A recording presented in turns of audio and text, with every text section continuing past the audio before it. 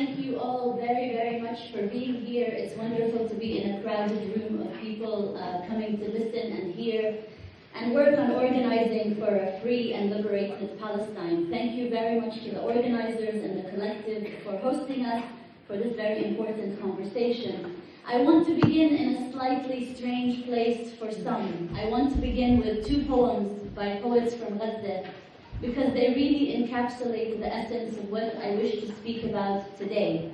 Also because I think in these moments it's very important to have the voices of these Palestinian poets with us as we speak, as we analyze, as we discuss. The first poem you might have heard by Dr. Rafeef Ziadah. On the 6th of December 2023, he was killed by an Israeli airstrike in northern Gaza, along with his brother, sister, and 4 of his nephews. We were rejoiced about a month later when his daughter had his first grandchild, but on the 26th of April 2024, his eldest daughter and his newborn grandchild were also killed by an Israeli airstrike. The poem is If I Must Die. If I must die, then you must live, to tell my story, to sell my things, to buy a piece of cloth and some strings, make it white with a long tail, so that a child somewhere in Gaza, while looking heaven in the eye, awaiting his dad who left in a blaze, and bid no one farewell, not even his flesh, not even to himself, sees the kite, my kite you made, flying above, and thinks that for just a moment, just one moment, an angel is there, bringing back love. If I must die, let it bring hope. Let it be a tale. For me, today, a global Palestine is also a white kite, is also in memory of Rafeef. The second poem.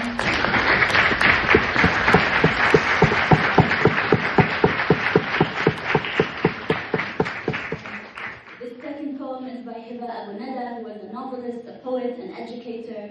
Her novel, Oxygen is Not for the Dead, won the Sharjah Award for Arab Creativity in 2017. She wrote this poem on October 10, 2023.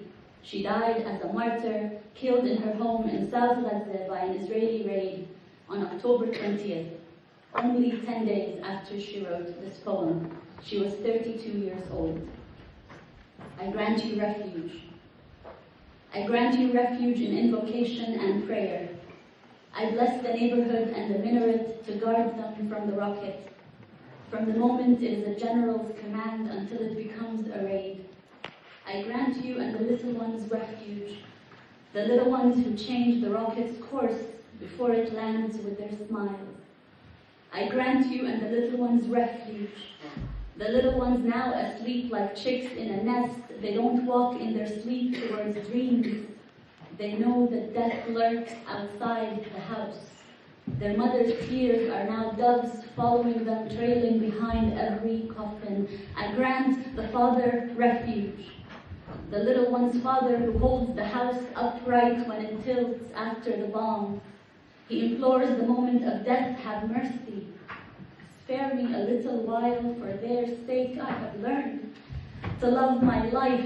Grant them a death as beautiful as they are. I grant you refuge.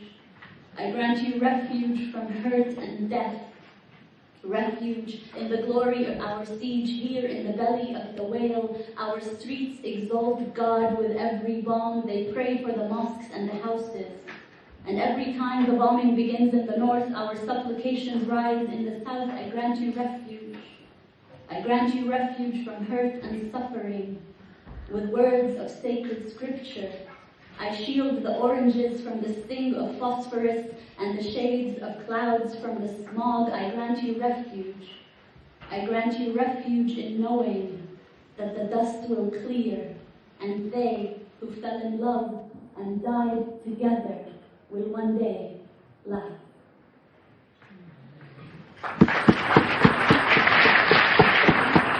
I want to note about both poems is that they both talk about love. And quite often when we speak about Palestine, we speak about destruction and bombing and drones, but a global Palestine is also a global quest for freedom and liberation. and within that, there is a love for that type of freedom. The words of Rifat and Hiba linger with us, heavy with loss, but also alive with hope that they refuse to relinquish.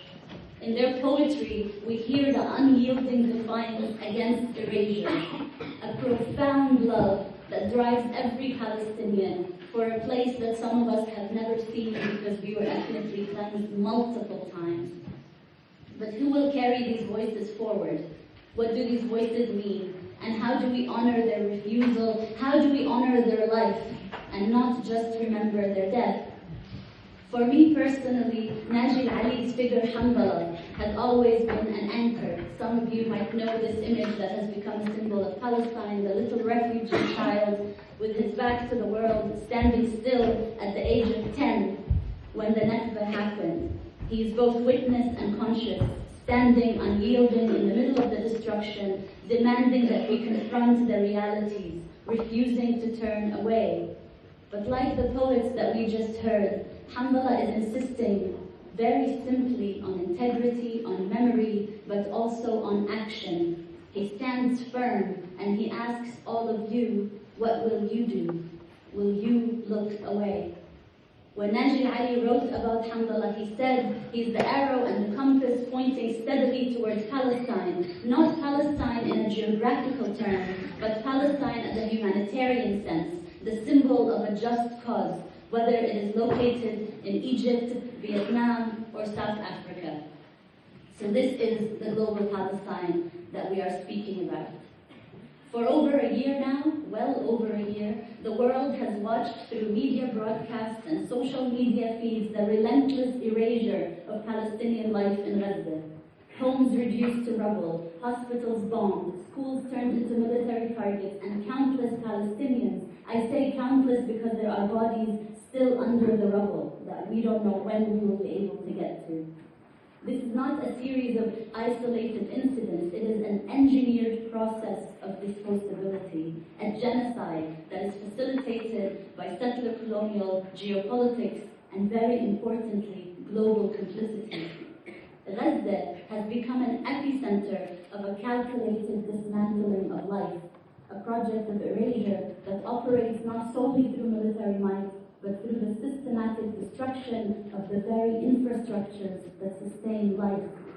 What we see in Gaza is not merely local or regional. It reflects a much more broader dynamic. In this sense, there are two global Palestines. We speak of one that is about freedom, and they speak of one that is about oppression. There is their global Israel and our global Palestine, and we need to make the distinctions between the two and what they stand for. Theirs is sustained through complicity that normalizes, enables, and perpetuates genocide. Webs of complicity that are deeply rooted in the structures of global capitalism, militarized geopolitics, that sustain the violence that we see on our TV screens. Israel's ongoing campaign against Gaza really reveals how modern warfare depends not only on bombs and missiles to destroy life-sustaining systems, it also relies on completely severing and destroying infrastructures. So the war has meant the destruction of Gaza's electricity, fuel, water, sanitation. This is not all incidental. This is about destroying the very livability in Gaza. In the absence of these infrastructures, life itself becomes untenable, turning Gaza into what can only be described as an engineered ruin. The fact that Palestinians are still surviving in what Israel has created over there is nothing short of remarkable. This deliberate targeting of infrastructure highlights the complicity of global powers. Israel's war would not continue without the energy supplies that it is receiving, the logistics networks, the financial systems that all converge to support Israel's military apparatus. This is not a war happening far away to a faraway people. Very often, the question of Palestine-Israel is constructed as some kind of historical ancient hatred. But this genocide is not Israel's genocide alone. This is America's genocide. This is Europe's genocide.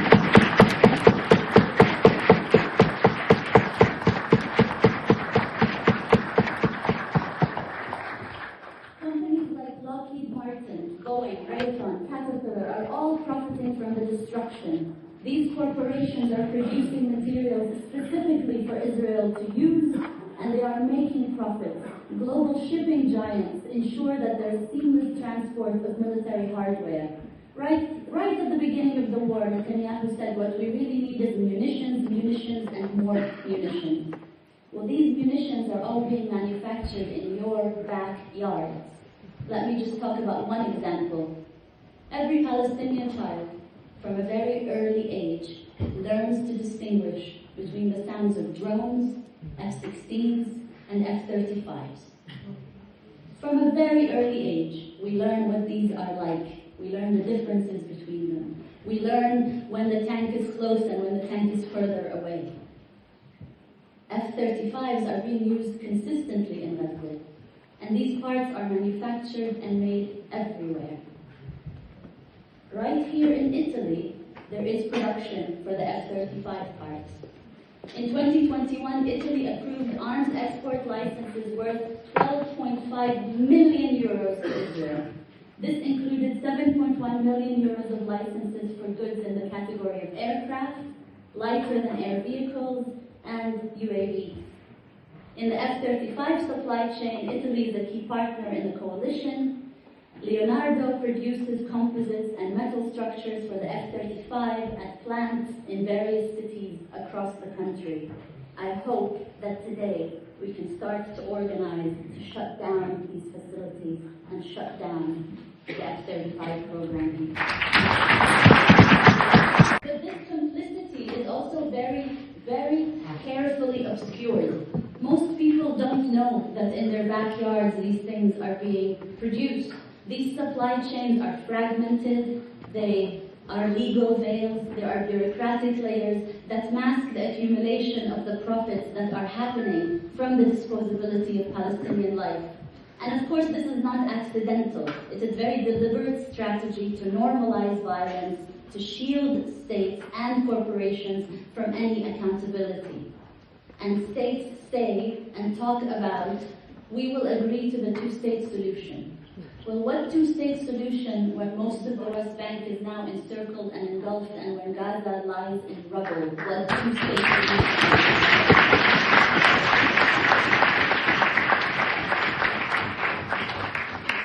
So what is their vision? What is the global Israel vision? I apologize to do this, but let me take you very quickly to the Twitter account of Benjamin Netanyahu. On May 3rd, he put out an important indication of what the government of Israel is thinking about as the plan for Gaza. Now, this plan may never happen. The Palestinian people are still there and they still exist, but it's important to look at this plan and the vision that it is putting forward. The vision is to create a massive free trade zone. We haven't heard of those before. And it's supposed to connect Gaza to Neom in Saudi Arabia. What he calls the Gaza 2035 plan is a three-step master plan to build what he calls the Gaza Arish Sderot free trade zone. The plan highlights the historically center place of Gaza, which is held in the east-west trade routes, being on both the Baghdad-Egypt trade route and the Yemen-Europe trade route. In this vision, a coalition of Arab countries, which includes Saudi Arabia, the United Arab Emirates, Egypt, Bahrain, Jordan, and Morocco, will apportion and try to supervise humanitarian aid to what he calls safe areas in Gaza, created by Israel. Then, as a final step, Palestinians will be able to fully manage Gaza independently when they join the Abraham Accords for normalization. Part of the rebuilding effort, and the actual vision says rebuilding cities from scratch, because of course the idea is that these cities will be destroyed and rebuilding them from nothing. The idea would be that these Gulf states would also get perks out of this, including defensive pacts with the United States, unfettered access to Gaza's Mediterranean ports through railways and pipelines. The plan also says that if such intervention should be successful, it should also be repeated in Yemen, in Syria, and Lebanon.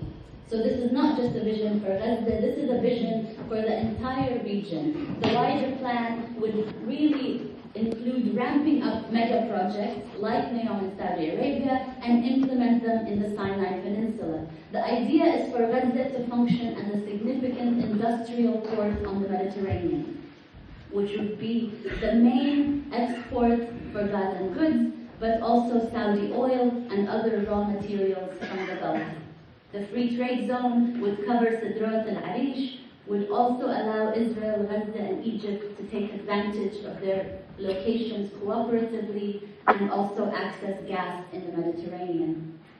Combining the new infrastructure investments and integration of the region, the new gas fields just north of Gaza would help support this burgeoning industry. Of course, solar energy plants, because you can't have these projects nowadays without some green capitalism, right? So you'll have solar energy plants would also be built. Desalination plants would also be built. And one idea put forward, of course, is to make Gaza a key hub of electric vehicle manufacturing so it could compete with Chinese electrical vehicles. This is the infrastructural geopolitics and infrastructural normalization. And some days, because we are so focused on the day-to-day of what is happening, we are missing this larger picture of infrastructural normalization. But these visions are not new.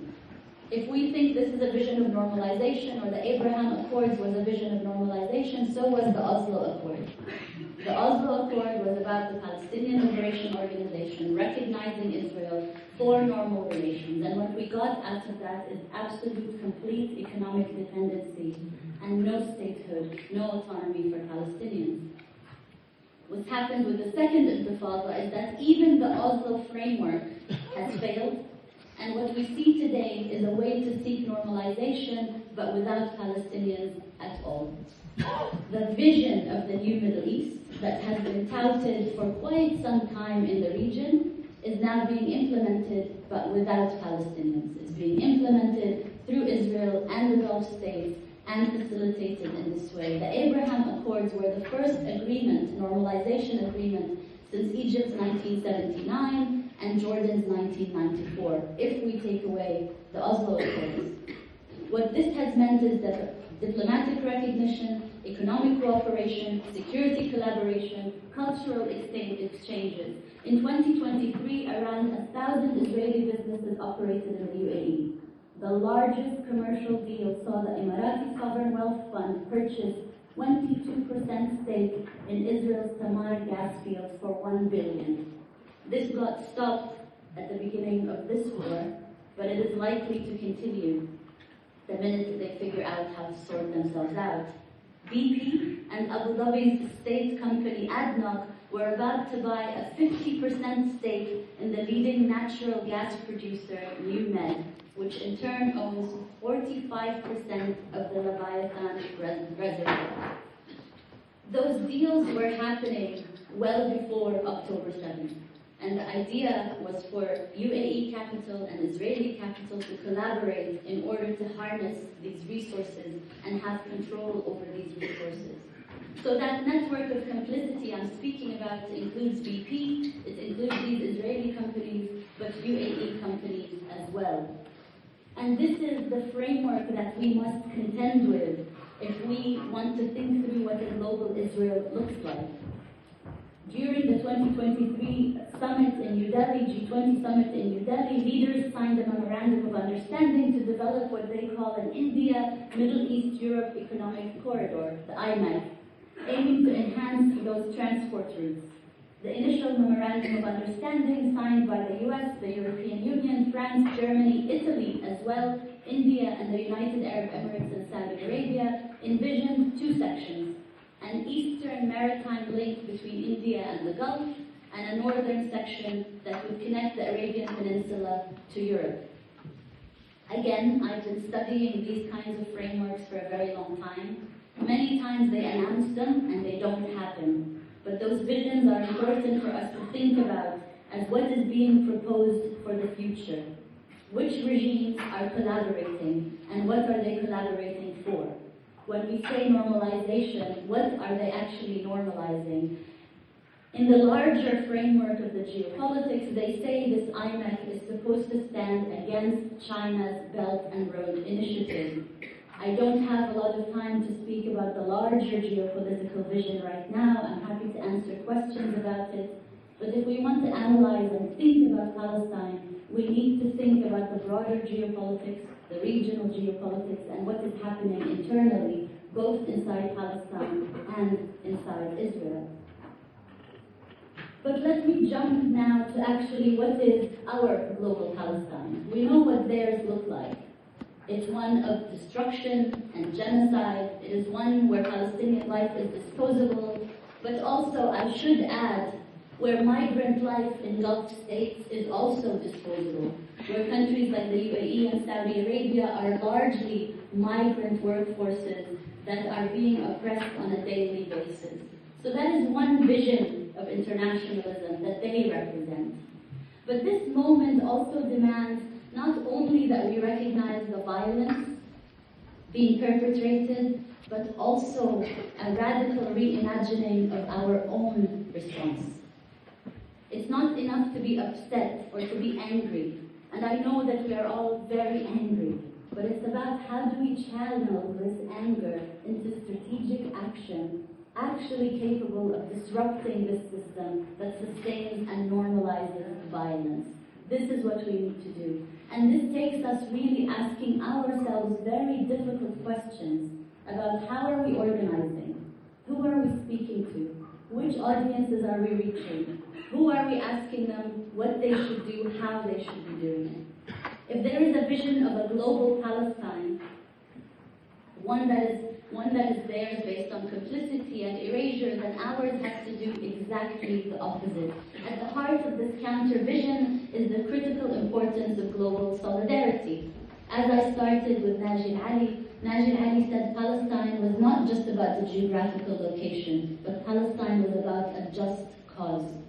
So at the heart of this, what we have seen in opposition, and to be very frank with you, the only thing that has kept me going over the past genocide that we have been witnessing, having lived multiple Israeli massacres against people I love, is the fact that there are grassroots movements all over the world that have erupted in the face of the genocide.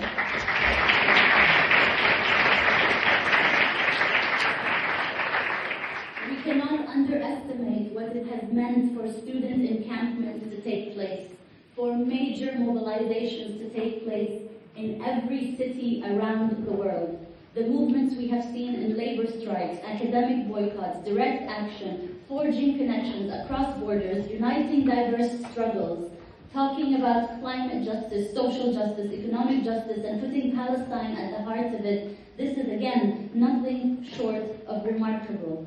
Most of my work has been with Palestinian trade unions. We issued a call on the 16th, right at the beginning of the war on October 16th, asking for global solidarity from trade unions, for everyone to work in their workplaces to make sure there's no complicity in genocide. I'm very proud to say that dock workers in Italy, in South Africa, and in the US have answered our call, many of them refusing to load ships, many of them refusing to participate in the supply chain of arms to Israel. There's a lot more work to be done, but at least it is something practical that moves us away from just passive motions and talking rhetorically and actually doing something functional. And as there are a lot of researchers and students in the room, I want to say that it's really crucial that we continue to investigate these supply chains and use this research for movements. Actually ask movements what do they need, what information is needed and provided. This research shouldn't be hidden for the next article that we're going to write that will be published in 7 years and 5 people will read it.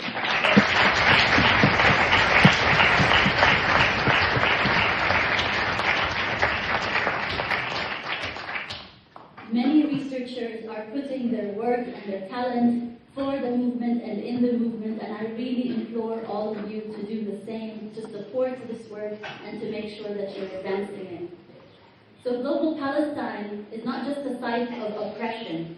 The reason I started with the poems and the reason I always start with the poems and with Hamdallah is because Global Palestine is a site of possibility. It is a site of a radical imagining. And I know most of the times we concentrate on the death and the destruction, but I have seen communities live and survive under the most horrific conditions. I have seen mothers making miracles every single day because they want to survive, and because, like every other people in the world, we are saying we're not demanding the end of the world, we are simply demanding to be free. Nothing more and nothing less.